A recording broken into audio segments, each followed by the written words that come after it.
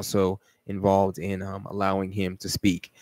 We have to also remember on this trip to Chicago, Martin Luther King was literally stoned by Yep. residents of Chicago, saying right. not in all of the South had experienced as much vitriol hatred from the white terrorist as he did in the city, the northern windy city of Chicago. That was on today's date, June 26, 1967, a mere 51 years ago today. On this date in 2015, 20 people were killed when a shooting spree occurred in Tunisia's capital, Tunis. Mm. Two of the government were killed, and Islamic State claimed responsibility. You know, I really enjoy the work of Dr. Obadele Kambon out of Ghana, because he really talks about, when we talk about extremism on the continent, Mhm. we have to understand that the concept, these Islamic radical groups, are foreign concepts to African. Mhm. See, Islam is still an invading influence. That is what we can't. We like to talk about Christianity, and we like to trash what Christianity has done to African people. Right. But we have to understand Islam is a Eurasian religion. Mm. It is not an indigenous African religion, Mm. the results of which are clearly seen by the type of, if we couldn't claim it as just foolishness, the terrorism which is met upon African people via these religions. And Tunisia is another incident of that. The Islamic State and this smaller group they have, Uqba ibn Nafa. You have on the east side of the continent, you have Al-Shabaab, which is active in Somalia and parts of Kenya. Right. All of these, Boko Haram, which a lot of people are familiar with, Right. also Islamic extremist groups. I mean, we're not even talking about the Lord's Resistance Army near Congo, Rwanda. These are Christian, quote unquote, Christian armies, which are literally fighting on the continent, killing African people. Wow. I mean, there's just so much of this going, and they're all backed by Eurasian belief systems. So it's very, it would, and their money. And their money, exactly. So we need to be aware of these things, unfortunately, and so we could learn how to counter them with real African liberation. On this date in 1962, sit-in demonstrations in Cairo, Illinois, also spelled Cairo. Demonstrators against segregation against a swimming pool, skating ring, and other facilities continued for many months during the summer of '62.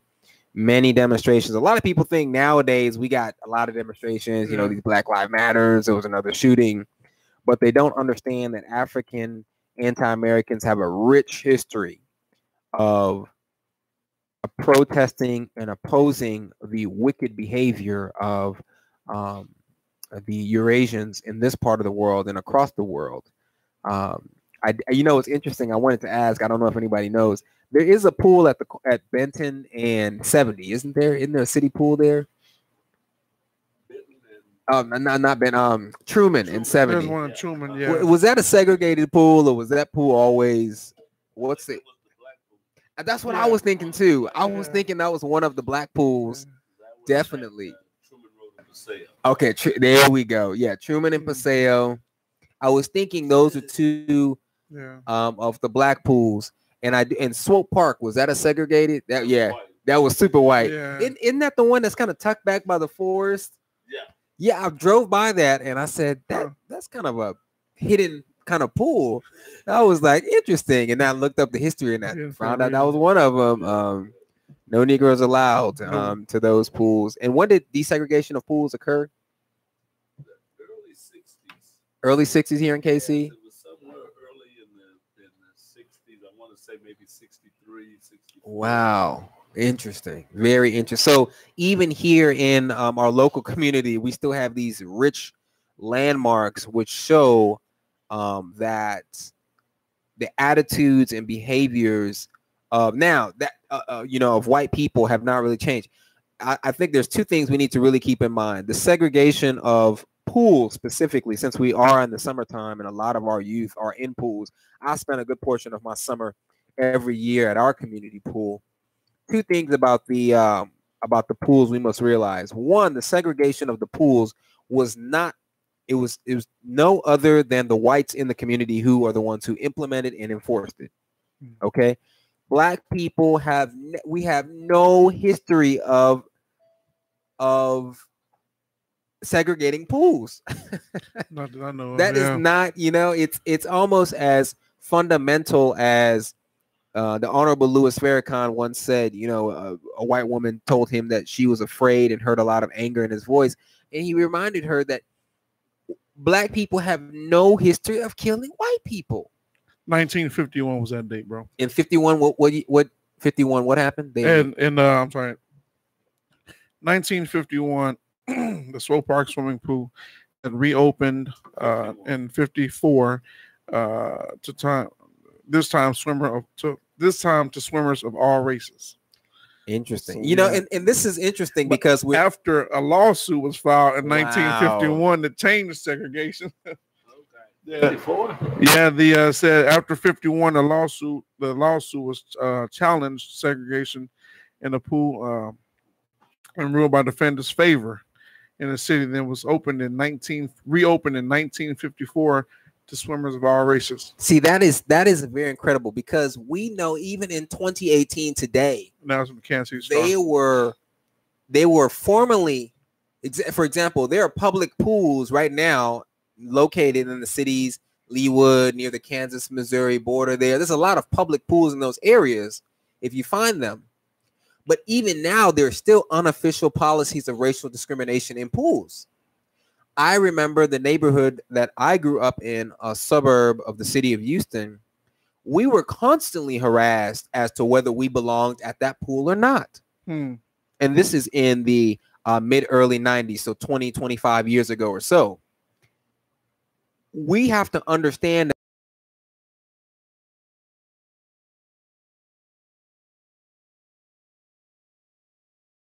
still, I think there was a viral video a couple of 1 week or so ago of a white woman a Black woman being harassed by a white man at a pool regarding her bathing before she got in the pool or showering. No, I didn't see and that. Yes, I believe that this was it might have been even in California. I remember there was at a hotel pool, and a patron came and said you can't swim in the pool unless you showered, and asked her and her daughter to leave.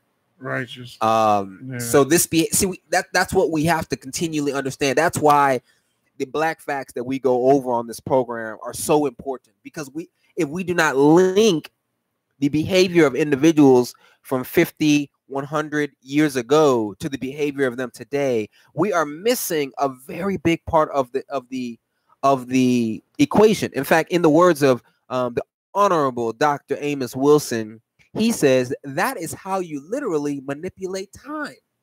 If someone can manipulate your past into making you either forget it or rewriting it in such a way which they seem to be some type of holy force in order to help you, they have manipulated time.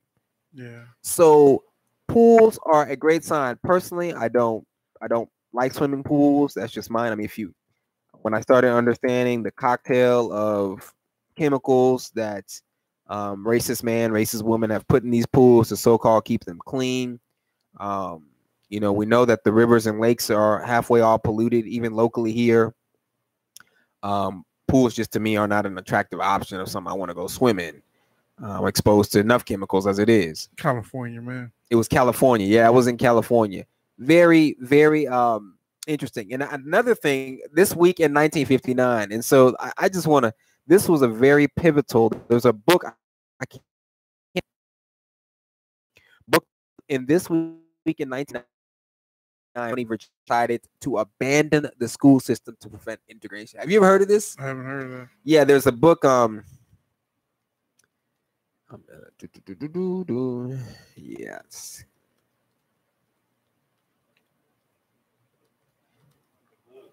There's a book, Something Must Be Done About Prince George County. I think that's the name.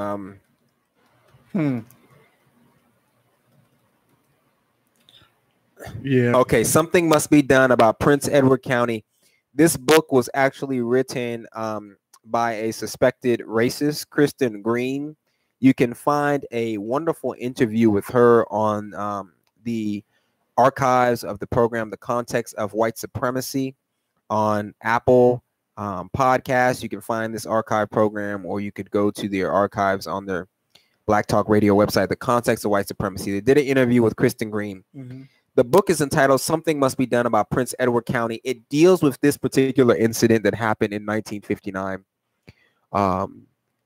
The school board decided, because Brown versus Board of Education, right, which we're very familiar with here in the Kansas City, Missouri area, Topeka over there.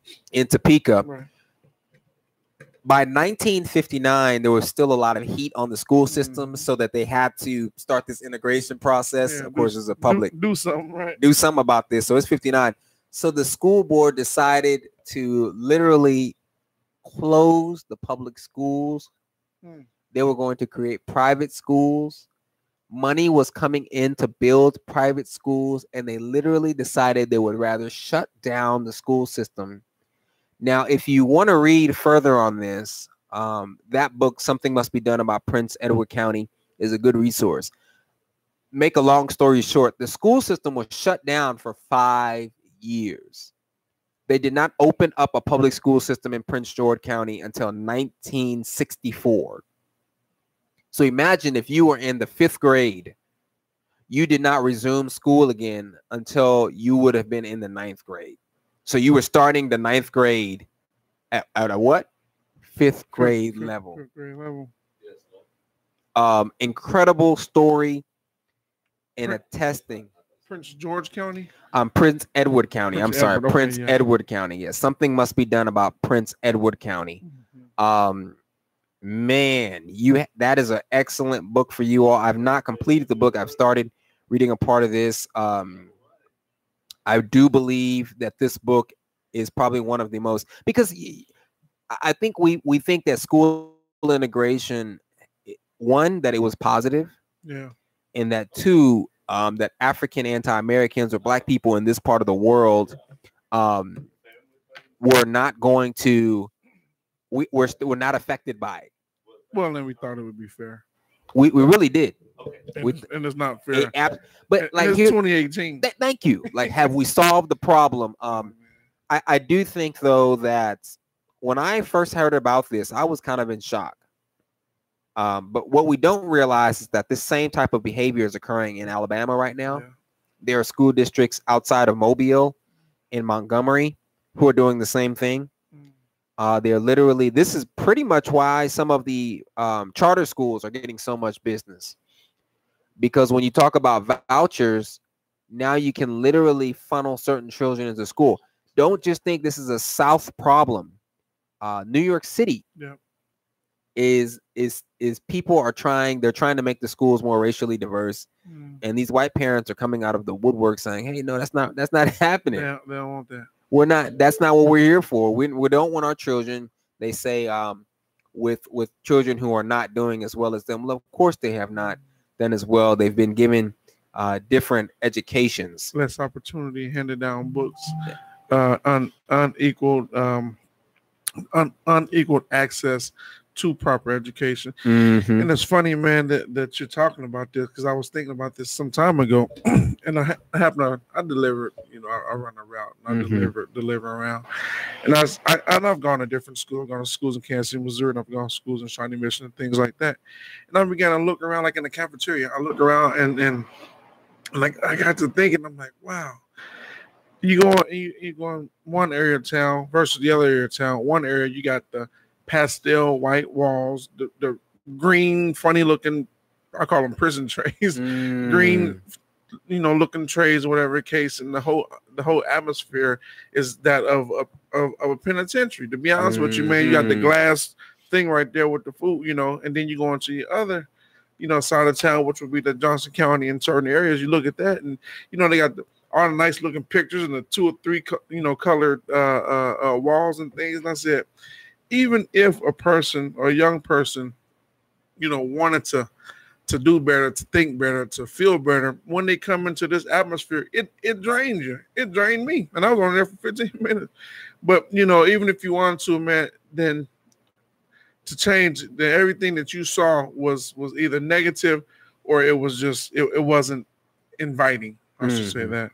Definitely is a recurring theme that we have seen in schools. We are going to take a short break. We'll be back with some latest events and some hard-hitting analysis on that.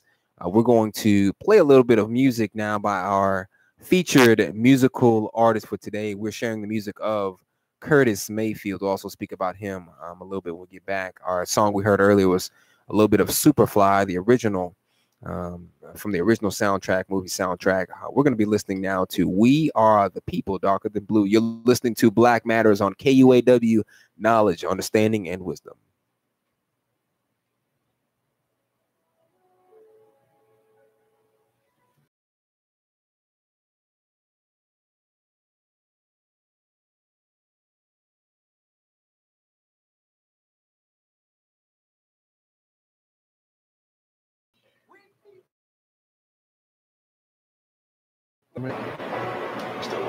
Yeah, we still have.